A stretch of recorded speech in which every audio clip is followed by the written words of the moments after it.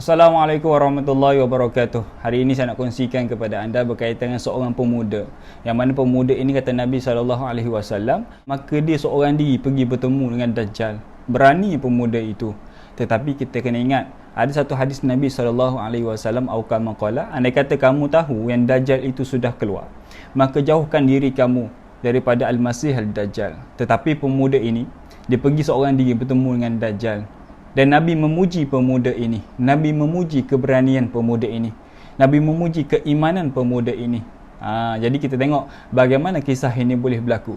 Jadi kisah ini berlaku bila mana Dajjal dah keluar. Dajjal dah keluar dan Dajjal dah ada follower di sendiri. Dan kalau kita tengok dalam hadis yang lain, bagaimana Nabi kata hari pertama Dajjal keluar, sudah ada 70,000 pengikut dia. Dan sampai satu masa bila mana Dajjal sudah ada kubur dia, tempat dia menyusun strategi, tempat dia menginap, tempat dia melatih tentera-tentera yang mungkin, maka pemuda ini, which is orang yang beriman, orang yang Islam, pemuda ini kata Nabi SAW, dia nak berjumpa dengan Dajjal. Maka pergilah seorang diri dia di kubur Dajjal. Ada pandangan mengatakan di atas bukit kubur Dajjal.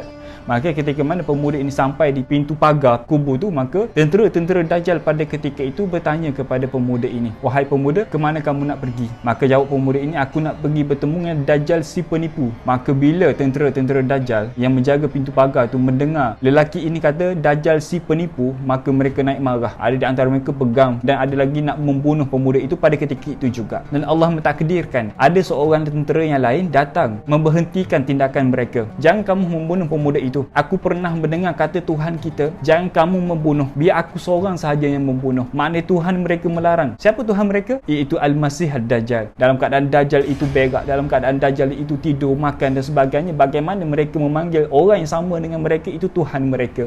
Mereka heret ataupun mereka bawa pemuda tadi, which is seorang yang beriman tadi, untuk pergi berjumpa Dajjal. Jadi bila sampai di tempat Dajjal, Dajjal itu kata, "Siapakah aku? Bukankah aku Tuhan kamu?" Maka pemuda ini jawab, "Engkau adalah Dajjal si penipu besar." Maka Dajjal membunuh pemuda itu. Dajjal membunuh dengan satu senjata, wallahu alam bagaimana senjata itu. Dajjal itu membelah dua badan pemuda itu, dan badan yang belah kanan yang terbelah dua tu pergi sejauh tombak dibaling, dan badan yang sebelah kiri pergi sejauh mana tombak dibaling, kata Nabi SAW. Maka ketika itu juga Dajjal kata kepada tentera-tenteranya, "Wahai tentera-tentera aku, andai kata aku berjaya menghidupkan pemuda ini, apa yang kamu akan kata kepada aku?" Kata tentera-tentera Dajjal pada ketika itu, "Engkau adalah Tuhan yang maha hebat. Engkaulah hebat sekali wahai Dajjal, wahai Tuhan kami." Maka dengan serta-merta Dajjal kata kum sahaja, maka badan yang terbelah dua tercantum balik. Manusia yang dimatikan, yang dibunuh oleh Dajjal, dihidupkan balik oleh Dajjal. Allah berikan satu kepakaran kepada Dajjal. Kepakaran Dajjal adalah nak membunuh orang, dan dia ada kepakaran yang lain, boleh menghidupkan orang. Maka bila mana manusia tadi, orang yang beriman, dihidupkan balik, maka Dajjal tanya lagi dia, "Siapakah aku?" Maka kata pemuda tadi, "Engkau adalah Dajjal si penipu besar yang diberitahu oleh Nabi kami SAW." Maka Dajjal lagilah marah. Maka Dajjal pegang pemuda itu dengan kasar, maka membaringkan pemuda tadi, dan Dajjal mengeluarkan satu pisau. Maka Dajjal nak sembelih pemuda tadi. Maka Allah bagi satu kelebihan kepada pemuda yang beriman tadi. Ada riwayat mengatakan Allah berikan satu badan yang keras seperti tembaga. Ada riwayat juga mengatakan di bahagian leher sahaja menjadi keras seperti tembaga. Dajjal tak boleh nak sembelih pemuda tadi. Maka pemuda itu kata kepada Dajjal, "Wahai Dajjal si penipu besar, mulai hari ini kamu tidak akan mampu untuk membunuh mana-mana umat Nabi SAW." Maka mulai pada situlah Dajjal mencampakkan lelaki itu di dalam api yang sangat besar. Kata Nabi, Dajjal akan pergi ke setiap orang, akan dibawa api dan air. Dan andai kata kamu ni dicampakkan ke dalam api Dajjal, jangan kamu takut. Kerana bila mana kamu berada dalam api, kamu sebenarnya berada dalam air. Itu di antara fitnah Dajjal, yang mana Nabi dan kesemua para Nabi takut. Bukan takut kepada diri dia, tapi Nabi takut kepada umat dia, yang mana tak mampu nak mengatasi fitnah Dajjal. Maka andai kata Dajjal pergi dekat kita,